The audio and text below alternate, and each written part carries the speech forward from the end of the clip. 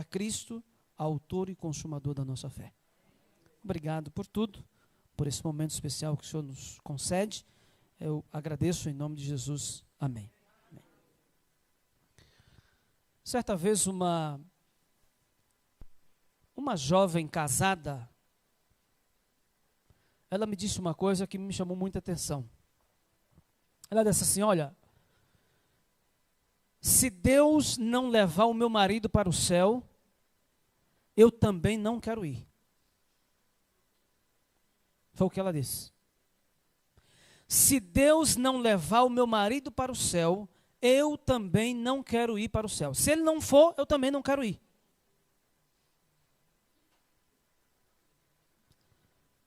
Irmãos, eu confesso que eu fiquei pensando nessa declaração dessa esposa. Eu fiquei tentando entender o que ela quis dizer com isso, né?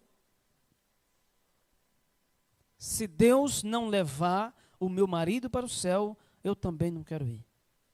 O que ela quis dizer com isso? Amor? Será? Ou estupidez? Não sei. Faz a análise de vocês aí. Seria uma expressão de amor dessa esposa que amava tanto o esposo, a ponto de dizer o seguinte: se Deus não levar o meu marido para o céu, eu também não quero ir. Parece romântico isso, não? Que romântico. Mas parece mais estupidez do que amor. Eu vou voltar nessa história daqui a pouco, mas eu quero ler com vocês agora um texto bíblico, Gênesis 22, 1 e 2. Vamos então ler esse texto aqui. Nós vamos falar um pouco sobre isso, tá?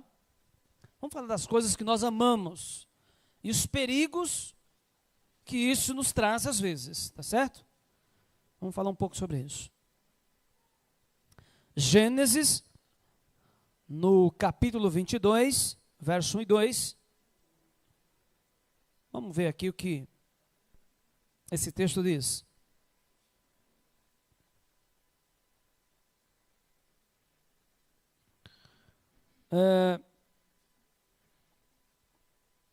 Vamos ver aqui, ok?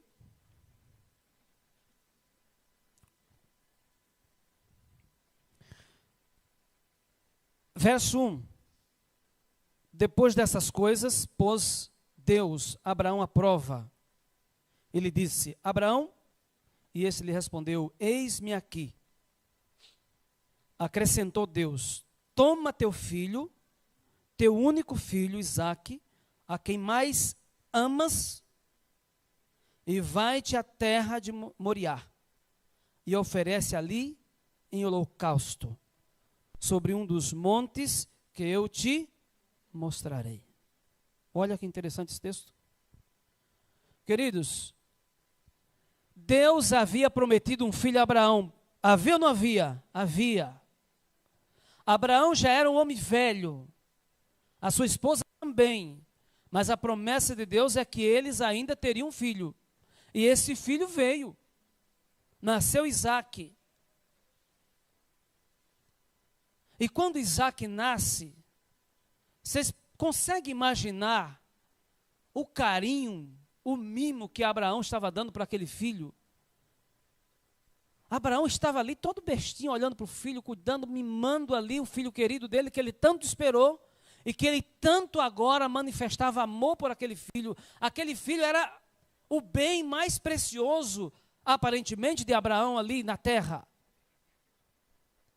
E Abraão está ali cuidando, mimando, olha. E o filho cresce, e Abraão acompanhando. Mas em algum momento, alguns anos depois, Deus chega para Abraão, e a Bíblia aqui diz o seguinte, que Deus chegou para Abraão e diz assim: pega este filho a quem você ama tanto, e oferece em sacrifício. Queridos, é claro que hoje a gente conhece a história, não é verdade? É fácil a gente analisar a história quando a gente já conhece o final. Mas imagine que você fosse Abraão e estivesse naquela situação, sem saber como essa história se desenrolaria, como isso terminaria. Deus está pedindo para Abraão simplesmente um filho que ele esperou durante anos. Um filho que ele manifestou todo o seu amor, todo o seu carinho. E agora Deus chega para Abraão e diz assim: eu quero que você ofereça esse filho seu em sacrifício. E agora, hein? Imagine se fosse nós. Como que passaria pela nossa cabeça? Como a gente entenderia Deus numa situação dessa? Qual seria a nossa reação diante de um pedido desse de Deus a alguém que a gente ama tanto? Eu comecei o sermão falando de uma esposa que disse: se o Deus não levar o meu marido para o céu, eu não vou, eu não quero ir. Mas estou falando aqui de um homem na Bíblia que amava o seu filho, que esperou o seu filho durante anos. E agora, depois que ele tem o filho, que ele ama tanto, Deus chega para ele e diz assim: eu preciso que você ofereça esse filho em sacrifício. Quais as lições que Deus queria deixar para a gente? Por que Deus estava fazendo uma coisa tão estranha dessa? Já que era um costume das pessoas pagãs. Porque Deus, qual é a lição que fica? O que Deus queria nos ensinar com isso? Queridos, a vida dos personagens bíblicos não era fácil, porque quando Deus queria que eles fizessem algo, não era pensando só nele, mas era pensando também nas futuras gerações. Porque a vida dessas pessoas contada na Bíblia não era só uma história de vida para eles, não era só aprendizado para eles, era aprendizado para todo mundo, para a nossa geração, para todas as gerações, até que o Senhor Jesus volte. Então as lições ensinadas ali não serviam apenas para Abraão, mas servia também para nós hoje. E é isso que nós vamos procurar transmitir a vocês. As lições que Deus queria nos ensinar através desse pedido estranho a Abraão. E a primeira lição que eu quero deixar para vocês nesta manhã é: quando um seguidor de Cristo é muito apegado a algo nessa terra, pode ser coisas, pode ser objeto, pode ser pessoas. Grave bem isso aqui, a primeira lição que a gente pode aprender aqui da história de Abraão. Quando um seguidor de Cristo, que pretende ir para o céu, que está se preparando para ir para o céu, que dedicou a sua vida em seguir a Cristo, quando esse mesmo seguidor de Cristo, ele começa a se apegar muito, além do normal, a objetos, a uma casa, a um carro, a dinheiro, a pessoas, além do normal, isso começa a se tornar perigoso. Vocês estão entendendo isso? Isso começa a se tornar perigoso. E a primeira lição que a gente tem que aprender é isso. E aí eu te pergunto, a gente pode refletir nessas questões. Pense nas coisas que você está se apegando tanto. Pense nas pessoas que você se apega tanto. Até que ponto é esse amor que você tem por essas pessoas ou por essas coisas? Essa é a questão para a gente começar a refletir nesse momento. Pense nas coisas que nós amamos, mais amamos nesse momento. Eu não sei quais são as coisas que você mais ama. Você pode colocar o seu filho, a sua filha, você pode colocar o seu carro, né? Você pode colocar a sua casa, não sei. Cada um tem as suas prioridades. Mas a pergunta é: até que ponto você ama isso? O que você está disposto a fazer por isso? São as perguntas que precisam ser respondidas diante dessa história, tanto da mulher, da esposa, como também da história de Abraão, do pedido estranho que Deus fez para ele. Até que ponto você ama aquilo que você diz que ama? O que você está disposto a fazer por isso? Que riscos você está disposto a correr por causa disso?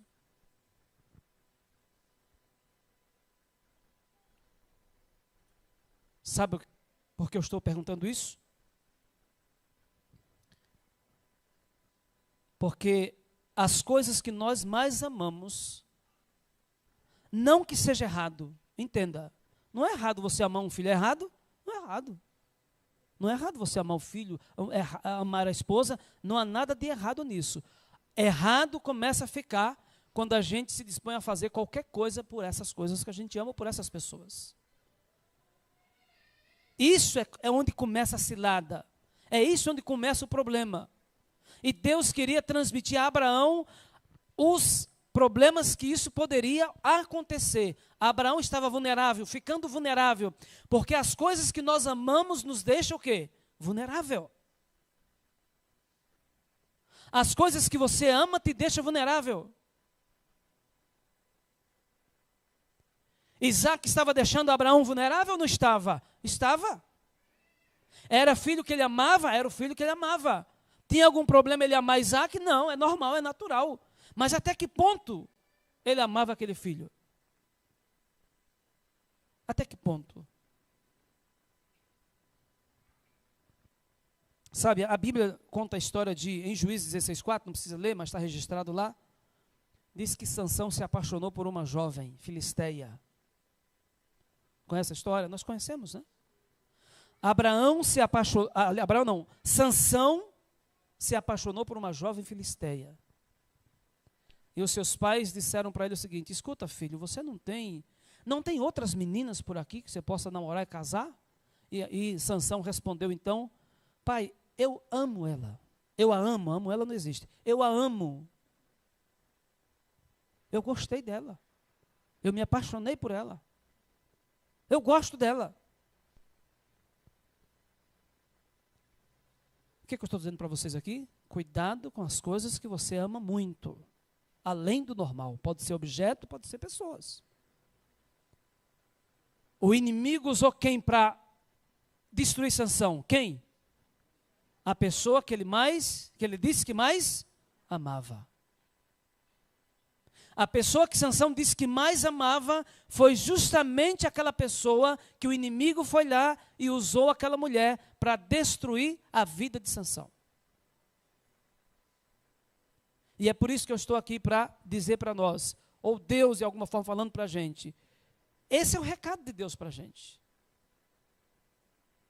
Aí cada um de nós temos que fazer uma reflexão. O que significa as coisas que nós amamos para nós nesse momento? Será que você está disposto a fazer loucura por isso? É para se pensar.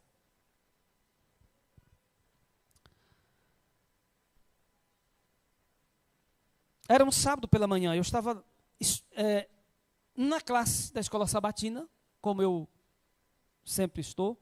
Não era nessa igreja, tá? Não era nessa igreja. E eu estava lá passando a lição.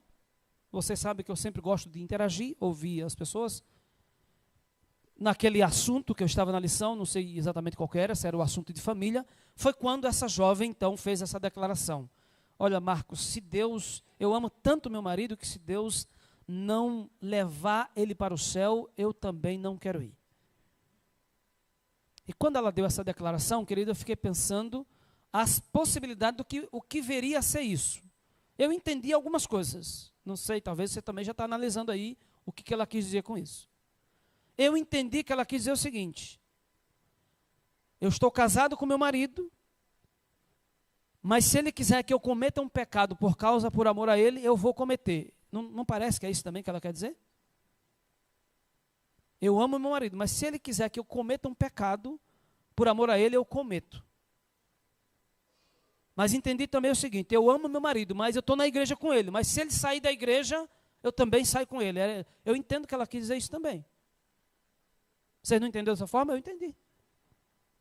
Eu amo meu marido, mas se em algum momento da vida dele ele desistir de Jesus, do céu, da eternidade, eu também desisto com ele. Eu também não quero saber de Jesus. Se ele não quer saber, eu também não quero saber. Se ele desistir de ir para o céu, eu também desisto. Justamente eu entendi que ela quis dizer isso. Porque uma pessoa que diz, se o meu esposo não for para o céu, eu também não quero ir. Significa que o esposo dela é mais importante do que Jesus, do que o céu, do que a eternidade. Ela amava demais esse marido. Porque se ela não amasse demais, eu não sei se é amor demais isso aí, tá? Para mim, cheira a estupidez. Mas ela entendia que amava tanto seu marido que ela estava disposta a fazer isso. E é justamente essa questão que a gente tem que refletir hoje, queridos. Temos que refletir hoje. Isso aqui é coisa séria. Eu estou falando para pessoas que querem ir para o céu, que querem esperar Jesus voltar, que estão se preparando para a eternidade. E aí eu digo para vocês que a gente tem que pensar nisso. Sabe por que a gente tem que pensar nisso? Antes de eu fazer o comentário seguinte, eu quero ler com vocês Mateus 10, 37. Abre a sua Bíblia nesse momento.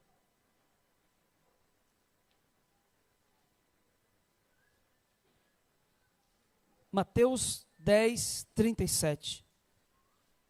Jesus falou sobre esse assunto. E olha o que ele disse. Mateus 10, capítulo 10, e o verso 37.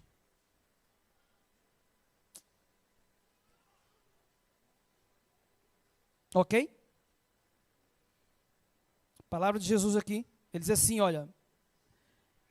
Quem ama seu pai e a sua mãe mais do que a mim, não é digno de mim. Quem ama o seu filho, a sua filha, mais do que a mim, não é digno de mim. Podemos acrescentar mais algumas coisas aqui? Podemos, né? Quem ama o seu esposo mais do que a mim, não é digno de mim. Quem ama a sua esposa mais do que a mim, não é digno de mim. Quem ama a sua namorada mais do que a mim, não é digno de mim.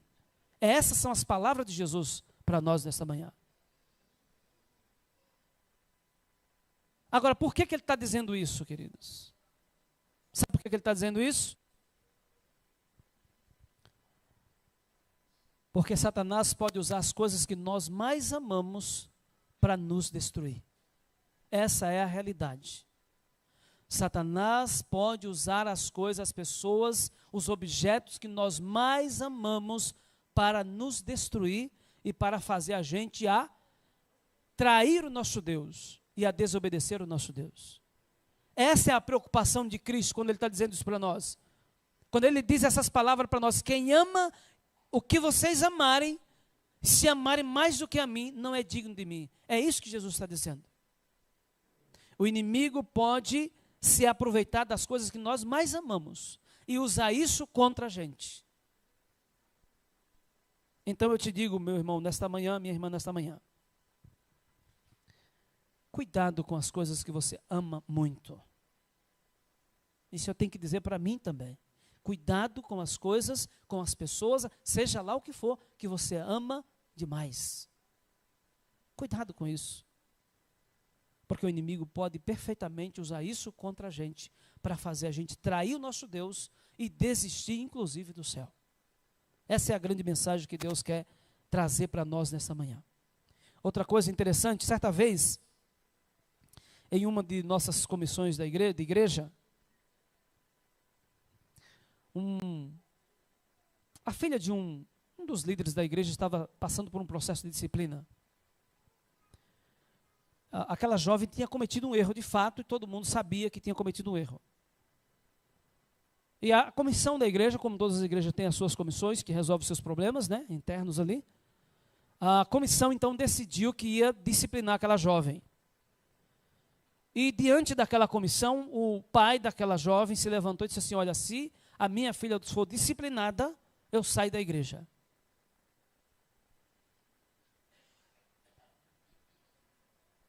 Ele estava disposto a abrir mão de seguir a Cristo, de frequentar a igreja, por causa do amor que ele tinha pela sua filha. Se a minha filha for disciplinada, eu saio da igreja.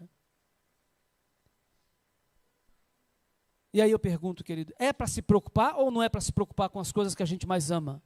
O que você está disposto a fazer pelas coisas que você ama, pelas pessoas que você ama? É nisso que a gente tem que refletir hoje. É nisso que a gente tem que pensar. Porque não pense que o inimigo vai pegar as coisas que você não ama para te atrair. Não, não é isso. Isso não importa para ele. Ele sempre vai estar sondando o quê? As pessoas que você mais ama e se preciso for. E quanto mais você amar isso, quanto mais você depositar o seu amor nisso, achar que isso é tudo para você e que você não consegue viver sem isso, ou sem essa pessoa, é justamente isso que ele pode usar. Isso pode ser um grande desafio, uma grande cilada para a gente. Por isso que a gente tem que tomar cuidado.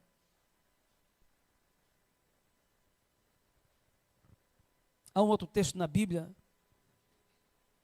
que diz assim que a gente tem que buscar a Deus em primeiro lugar e todas as coisas serão acrescentadas. E aí eu quero dizer uma coisa para a igreja, irmãos. A melhor forma de você amar uma pessoa é colocando Deus em primeiro lugar. Estão entendendo isso aqui? A melhor forma da gente amar uma pessoa é colocando Deus em primeiro lugar. Se você não colocar Deus em primeiro lugar, o amor que a gente vai sentir por qualquer coisa é um amor muito perigoso mesmo. Mais perigoso do que a gente imagina. Então, se eu amo tanto alguém, mas eu, por essa pessoa, estou disposto a renunciar a minha fidelidade a Deus, esse amor é um amor muito perigoso. Mas amor de verdade, sabe qual é? É quando a gente coloca Deus em primeiro lugar. Irmãos, não pode existir nada entre nós e Deus. Não pode existir nada entre nós e Deus. Se existir alguma coisa entre nós e Deus, tenha certeza que Satanás vai usar isso contra a gente. E eu gostaria que vocês entendessem isso nessa manhã. Não pode existir nada entre nós e Deus. Se existir, Satanás vai usar isso contra a gente. Primeiro é Deus, e depois as outras coisas vêm em seguida. Se nós invertermos isso aqui, as coisas não vão terminar bem. E é como eu falei aqui, queridos maridos, você quer amar mesmo a sua esposa? De verdade? Você tem que colocar Deus em primeiro lugar. Se você colocar Deus em primeiro lugar, você vai amar ela de maneira perfeita. Esposas que estão aqui nessa manhã, você quer amar de verdade o seu esposo? Tem que colocar Deus em primeiro lugar. E aí você vai aprender a amar, e você vai amar de verdade o seu esposo. Jovens namorados que estão aqui nesta manhã, eu sei que tem jovens que estão namorando. E quando a gente está namorando, o amor, né, está ali no ar. Jovens namorados, se você realmente quer amar a sua namorada, quer se casar com ela, para ser feliz, você tem que colocar Deus em primeiro lugar. Se Ele não for o primeiro, qualquer tipo de amor que a gente tenha por qualquer coisa é muito perigoso, e isso pode ser usado pelo inimigo para nos destruir, e ele com certeza vai fazer isso. Não tenha dúvida, não tenha dúvida. Nós não temos ideia do que Satanás é capaz de fazer para nos tirar do céu e para nos tirar de seguir a Cristo. E ele vai começar justamente pelas coisas que nós mais amamos. Por isso que eu perguntei no começo, até que ponto você ama o que você ama? O que você está disposto a fazer por isso? É nisso que a gente tem que se perguntar, é nisso que a gente tem que refletir. Ah, mas eu faço tudo por ele, eu faço tudo por ela, eu faço tudo por aquilo, como assim tudo? Está disposto a trair o Senhor, o seu Deus por isso? Se tiver, é perigoso demais. Sabe, irmãos, eu vejo jovens hoje, tão cheios de sonhos, né? O mundo que a gente vive é um mundo muito evoluído, né? As pessoas querem se tornar isso, querem fazer faculdade, querem se tornar professores, médicos, advogados, querem estudar administração, querem estudar logística, querem ser isso, ser aquilo. E isso é bom, não é ruim. Eu vejo muitos jovens da minha igreja fazendo isso. É isso mesmo, vocês têm que fazer isso, nós temos que evoluir. Mas eu me entristeço quando eu vejo jovens que, em busca desses sonhos, começam a deixar Deus de lado. Já não querem mais vir à igreja. Alguns já fazem tempo que não vêm à igreja. Porque para eles, naquele momento, a carreira profissional é mais importante do que Deus. Amo mais a carreira profissional. E aí eu pergunto, queridos, estão fazendo o trabalho inverso. Olha o risco que eles estão correndo quando fazem isso. Olha o risco. Porque eu falei, queridos, que se nós não colocarmos Deus em primeiro lugar, nada do que a gente ama é de verdade. Nós somos incapazes de amar qualquer coisa quando Deus é deixado em segundo plano. Ah, mas eu deixei Deus, vou seguir a minha carreira, eu vou escolher a minha namorada. Namoradas que estão aqui nesta manhã, se o teu namorado deixou Deus por você, você está numa furada. Essa é a verdade. Ou não é, irmãos? Um esposo sabe, um homem que deixa o Senhor para casar com uma pessoa, uma mulher que não vai levar ele para perto de Deus, aquela mulher teria que entender que ela está entrando numa furada. Porque se ele não coloca Deus em primeiro lugar, ele é incapaz de amá-la e vai traí-la em qualquer momento. Porque uma pessoa que trai a confiança de Deus não é confiável. Estão entendendo isso aqui? Um jovem que trai o seu Deus por uma namorada, ele não é confiável. Uma jovem que trai o seu Deus para namorar um jovem, ela não é confiável. E é isso que Deus quer dizer para nós essa manhã. É isso que Deus queria chamar a atenção de Abraão. Abraão, se você amar mais o seu filho mais do que a mim, você não é confiável para mim. Não é confiável. Então, queridos, esse é o meu apelo para a igreja de Arujá nesse momento e para alguém que está nos ouvindo pela internet e vai nos ouvir em algum momento. Coloca Deus, vamos colocar Deus em primeiro lugar, queridos. E nós vamos amar de verdade. Um amor seguro, um amor baseado na rocha que é Cristo Jesus. Ame Deus em primeiro lugar. E você está pronto para amar qualquer coisa, qualquer pessoa, qualquer objeto. Mas se Deus estiver em primeiro lugar. Porque se Ele não estiver em primeiro lugar, nada do que você ame, nada do que eu ame, será de verdade. Pelo contrário, é um amor perigoso e até mesmo falso. Porque se você está disposto a trair o seu Deus por aquilo que você diz que ama, eu imagino que você não é capaz de fazer por isso que você ama. Concorda comigo? Se você está disposto a abrir mão do teu Deus, da fidelidade ao teu Deus, por aquilo que você ama, se você está disposto a fazer isso com o seu Deus, imagine o que você não está disposto a fazer por aquilo que você diz que ama. Não é confiável, queridos. Não é confiável. Só quando amarmos a Deus e colocar em primeiro lugar, é que estaremos prontos para amar qualquer coisa. Que Deus te abençoe, abençoe a tua vida, abençoe a minha vida, e que nós possamos entender que em primeiro lugar é quem? É Deus. Em primeiro lugar é quem? É Deus. Depois, você vai organizando a sua vida. Desde que Deus esteja em primeiro lugar. Se vocês entenderam isso, Deus seja louvado e que nós possamos aplicar na nossa vida. Eu quero convidar aqui agora o grupo Dons em Louvor, eles vão louvar a Deus nesse momento.